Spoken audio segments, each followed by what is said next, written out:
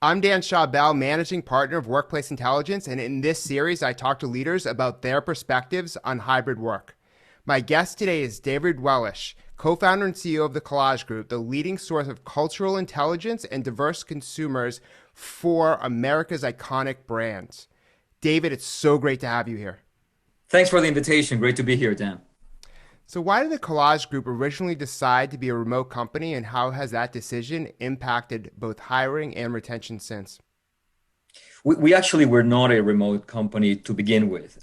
In fact, right before the pandemic, 2 years ago, we made this really bold and risky decision to give folks Thursdays work from home. We debated it for weeks. And obviously the joke was on us because 3 months later, it was every day work from home. And what's really fascinating is that we've had our best year and a half or 2 years, and so we've learned a lot about our assumptions that we had made pre-pandemic, and happy to answer any questions. Yeah, and so what were some of those assumptions? Well, we thought that we had to be in the office, that we had to really know what everybody was doing, that there's no way that you could retain culture if folks weren't having lunch every day together. We have a very young workforce, and they really enjoyed having lunch, having snacks together, and driving a sense of community and belonging. I think that's the balance. That's the balancing act. From a performance perspective, did we have the right systems? Did we have the right metrics? Did we know what to exactly measure to feel comfortable that folks are performing? And as I said, it's so interesting that we literally have not seen one another for over a year and a half. We've probably hired over 30% of the company during this remote time, and we're just hitting records in terms of growth and profitability. What do you think plays into that? Do you think it's because people just desire more flexibility, so they would want to work for your company because you offer that? Or do you also think it's because you're just also a high growth company that people are excited about? You mean why? What's the question? So why Why? do you think more and more people are gravitating towards working your company, and you hired 30% over just the past year alone? So that seems like a significant number. um, you know, Given what's happening in this country, doing the work of culture is something that fascinates the younger generation, and it's just so relevant. We think that it's one of the biggest disruptors in this country. When you look at the demographic landscape shift, this is just a magnet, for people. And when we do recruiting, always now the questions gets asked. So how, is there, what's your policy on remote work? And then your point is exactly right, which is, from what I see, there's this balancing act, which is, for sure, Gen Zers, millennials, they discovered flexibility. I discovered flexibility after 30 years of work. And so the question is, how do you balance that with culture, community, sense of belonging? And how do you not get into a transactional world? I mean, I think that's the question. That's the hard question for every leader today in America, is how do you um, respect the found priority for flexibility, and yet at the same time, how do you continue to deepen this sense of belonging, community that as humans we all strive to have? Yeah, and it's not easy, and this is clearly the thing that's top of mind for CEOs at all level companies, and something that they're struggling with because they didn't really have to encounter it before. In fact, last year, there was various studies. We led one of them with the C-suite, and they said that was the hardest year they've ever encountered as a leader, which isn't that surprising, but it just again validates how people were thinking about what they were feeling emotionally last year. How have you benefited from having a distributed workforce, and what are some of the drawbacks? I think that the biggest benefit is that people are just generally grateful. For those that had an hour and a half commute, they're grateful. They're grateful that you just gave them back 3 hours of their day, and by the way, increase productivity at the same time. There's sort of gratefulness there. There are people for whose parents, siblings, family, they were sick throughout, and actually they had the opportunity to be with them and be a supportive family member and be productive as well.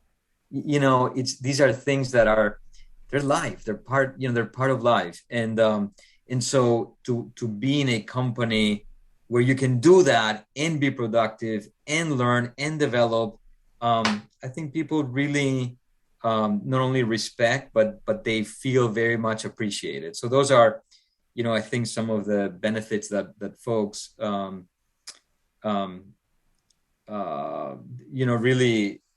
really enjoy and appreciate. And, on the other side, I think where you really feel it is, one, obviously I said sense of community, but there are ways that you can sort of work towards that. I think the biggest places may be, brainstorming, where you want to be in one place, feel the energy. You're going to go up and down a conference room, get people's perspectives. Again, I think those are the different forces. Would you say from a personal perspective, so employees, even though they save time commuting and are more productive because they can reallocate that time to work, wouldn't you say one of the biggest issues and what that's all led to is more burnout and an inability by people, especially who are not seasoned remote workers? I mean, I personally have worked remote for over 10 years, that, they'd be working on nights and weekends, and it would affect their personal life being in the same physical space as where they are, and because when you go to the office, of course, there's boundaries. Like, I'm at the office, I'm at home. Whereas if you're working remote, especially if you're at home, those boundaries aren't there. So there is this danger of always kind of working.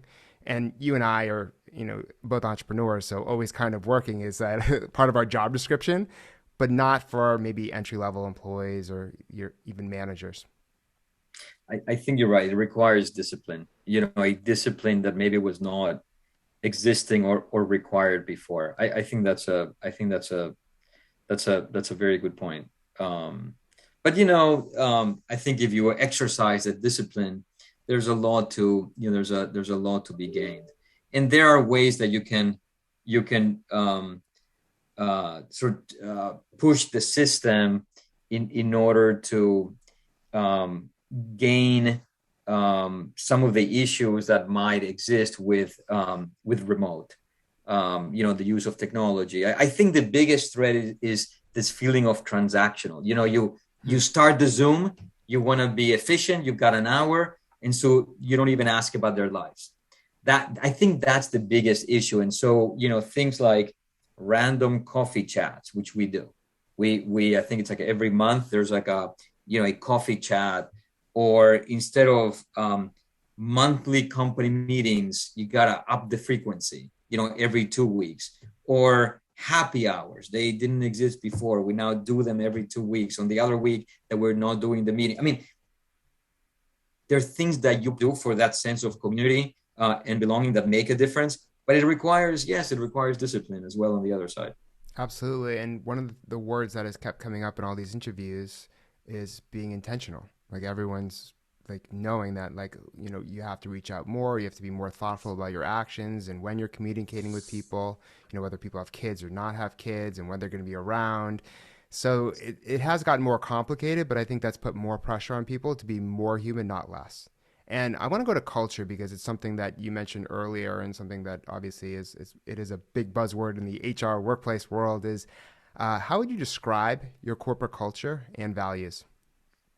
Yeah, it's a great and such an important question, Dan. I think it's the oxygen in the middle of it all.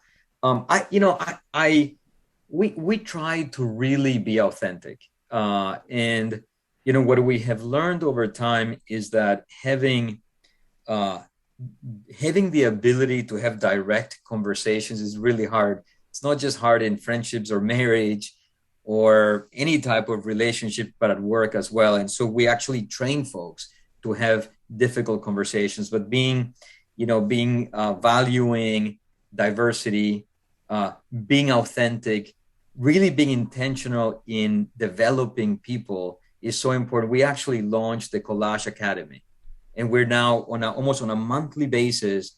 We have curriculum for employees, for managers, and for leaders. And it's all of the soft stuff, because the soft stuff, the things that when you're in business school, you think, oh, why am I going to take that class? That's what really drives and what really matters. But you got to teach it. It doesn't just happen. And by the way, it all depends on where you grew up and what your context was.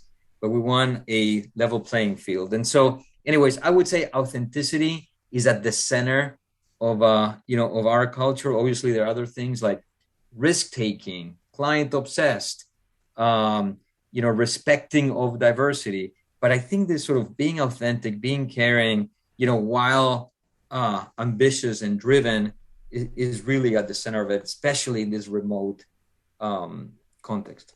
Yeah, no, that's well said. And I think leaders today have to lean on both being more human and exerting their soft skills and using technology to reiterate and reinforce all of those values, because you're not seeing the people in front of you, you're seeing them virtually. And so that is definitely a challenge, but it's something that a lot of companies and leaders like yourself are rising up and saying this is how we're going to go about doing business moving forward, not just for employees but customers. The other thing I'm really curious about is, how do you build team camaraderie and foster collaboration with remote workers? Because you didn't always have a remote workforce. This is somewhat new to you compared to other leaders I've talked to. So can you just explain, like, how do you continue to build those type of connections and aside from, you mentioned, of course, those little social events and being intentional, but is there anything else that you've seen that's worked really well?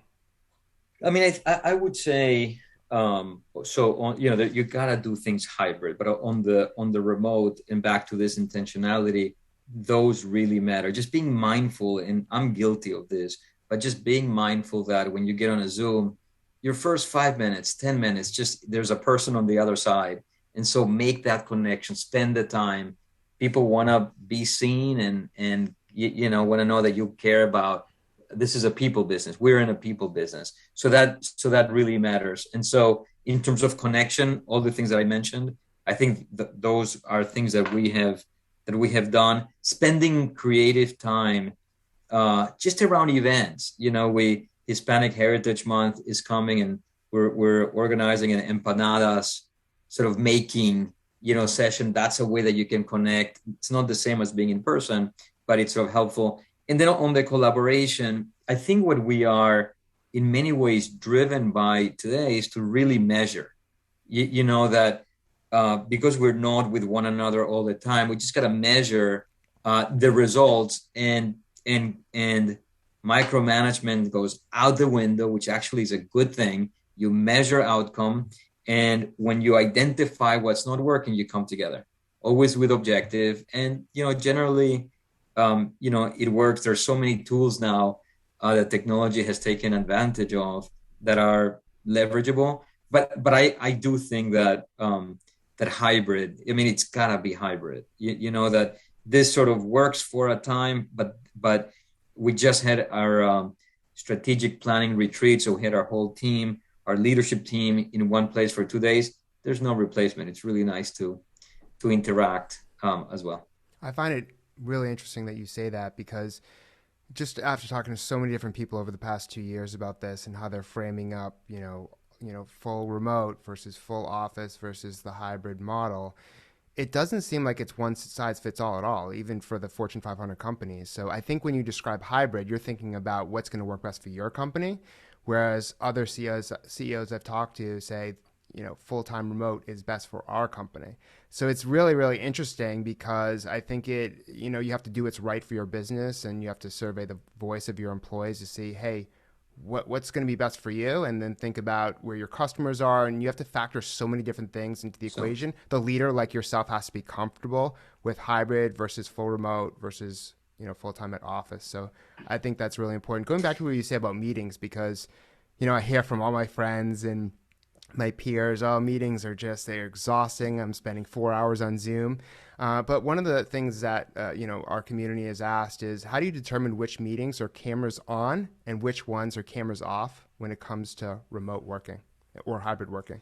You know what? It's such a great question. So listen, I'm from Latin America. I love people, and I derive energy from people, and I care about our people. And so when we're on Zoom, I want to see them. I want to interact. I want to generate energy, get energy. And so for us, for the most part, generally, we don't have an official policy. We've decided not to mandate. Um, but I want to see people. I want to see people. I really enjoy, and I miss our people. It's interesting when we were discussing policy, we said in our company, community has meant a lot, and interactions has meant a lot. And we're not just meant to be producers, and we're not just meant to transact. We're meant to connect. And that is the reason why I believe that for us, hybrid must be the way to go, because we don't want to lose that magic. And there's magic, there's human magic there. What we've learned is that we can efficiently perform. So it's actually not about performance. If it was purely about performance, we could probably go 100% remote. It works. We've demonstrated it works. But we're not just performers. We're humans, and we spend a lot of time in this context. And we want to get so much more out of work in that context than just producing and performing.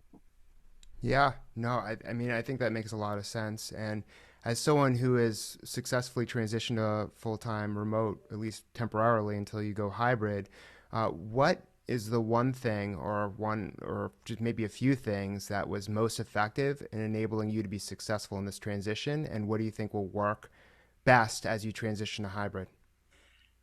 So number one is must be over communication. Over communication. Like people, you can't just bump into somebody and somebody will ask you a question. That doesn't happen anymore. So being very intentional about over communicating, I think is really important. Important. Having more forums, open mics, staff meetings. So over communicating and establishing these forums so that people don't feel like they're in islands. They're like somewhere in the world, and who do I work for again? And who are these people? And by the way, what is the mission again? And so I would just go like over communication, one, and then two, this intentionality around people, people first, and human beings. And so again, it's not easy, it's hard. We're all really busy. And so the point is just making a little bit of time for that. Yeah, that is so true. And work is not just the work you do, but who you do it with. And people can be the anchor to your company. So if you have positive relationships with the people you work with, you, for instance, love your manager or coworkers, you're more likely to stay with that company longer. So going back to what we said earlier on, that is part of retention, and that's why I think hybrid could be, great for you, and obviously a lot of companies that we found in our surveys that it's over half of companies are going to go hybrid, and over half of workers want that. So that's going to be more common moving forward. Some of the issues that have come up, and some of the kind of frustrations that people have is this like whole thing of two-tier system, whereas people who are in the office have an advantage if they're closer to leadership because they get FaceTime versus those who are at home and might not have that type of FaceTime, right? That's part of it. And then this idea of like what a fairness, like who gets to be in the office when. So it's all these things that we really didn't have to think about years ago are coming up and are creating this like uncertainty about what that's going to look like. What do you think is going to happen, and how can you create fairness throughout the organization? What do I think is going to happen in our company? In your company as you transition from Yeah. full-time remote Yeah, to that hybrid? listen, it's one of the things that it is so clear is that things are changing so quickly. What work means, the definition of work, the definition of an office, I mean, that's massive.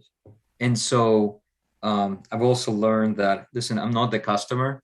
And so we're in the marketing business. So the first thing you need to do is learn the voice of customers, which means in this case, your employees, and then also lead, right? So you listen, but you also lead. And so, it was surprising for me to learn that young people value flexibility that much. I think when I was 23, I would have just, there's no way I would have wanted to stay home. There's no way I would have wanted to, to network, to socialize, to learn, to develop, to meet. That would have been probably me at that time.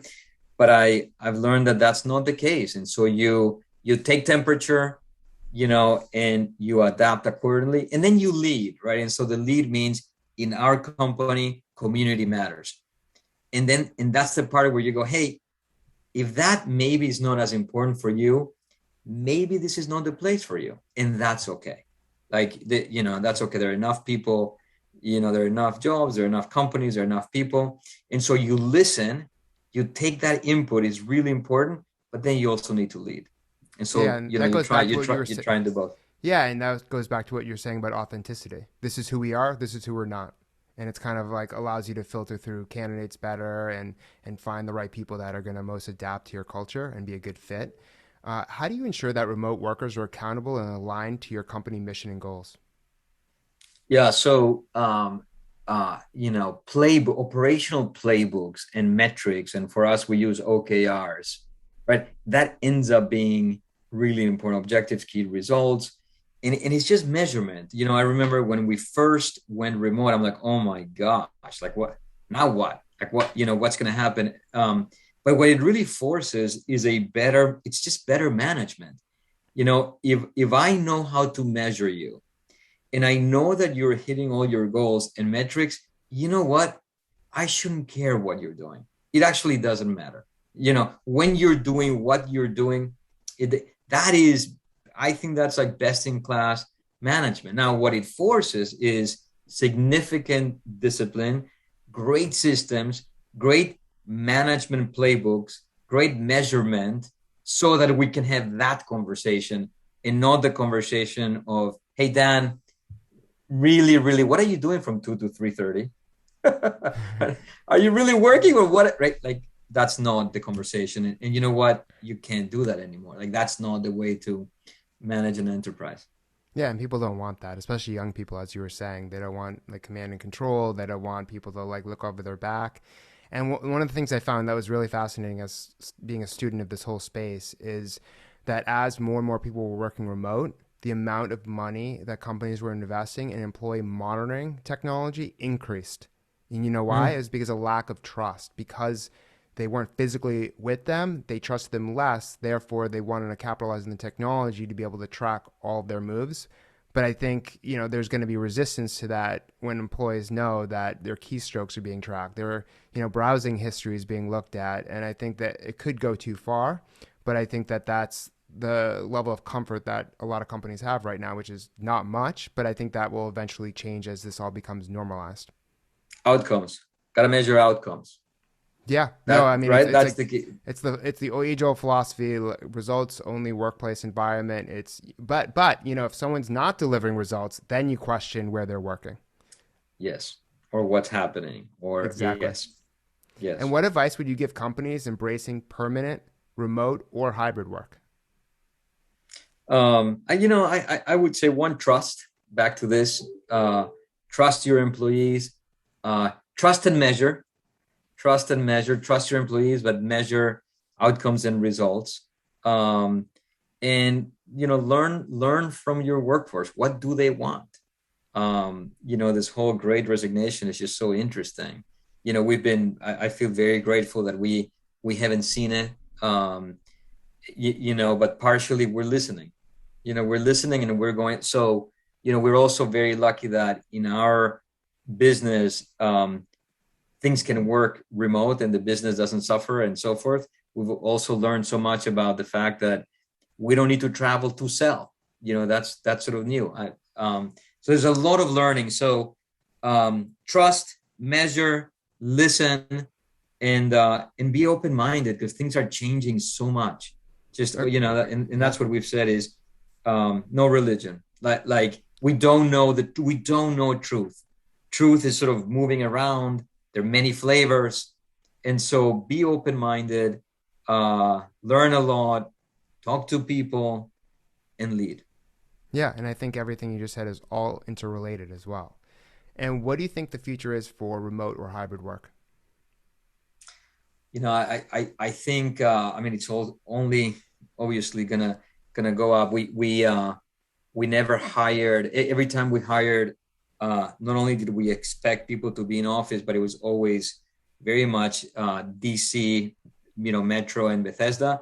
We now have people all over the country, and so I think we're gonna see. I hear on the sort of the two-tier system that is probably going to happen because of the outside of region hiring, and we're all going to experiment. And so we said originally when we thought we were going to come back in September, we said we're going to use this model until December and then learn and experiment again and survey again what works, what doesn't, course correct, and keep experimenting. Originally we said on the hybrid portion 2 days a week, and we got very strong comments back. And I remember at first I had a reaction. I said, "Gosh, like 2 days a week, like that feels that feels very generous." And so the comments and the feedback pushed me to think, well, what is the difference between 2 days and 1 day? And is there a significant difference? So again, open-minded, just keep learning, and then keep thinking through what's the impact and what's the benefit and what's the drawback. I think that is right on target because there's so much uncertainty. There's so much emphasis on adapting to change, which is happening every day. You could argue even every hour. And by listening to your employees, as you've said multiple times during this discussion, and just establishing trust and maneuvering through that, right? Not just being a leader saying, "Hey, let's do this." It's more of like a collaborative decision. That's going to help you get through because then you're going to make better decisions that impact the employees in a positive way because that's what they're looking for. 100% in agreement. Thank you so much for sharing your perspectives, David.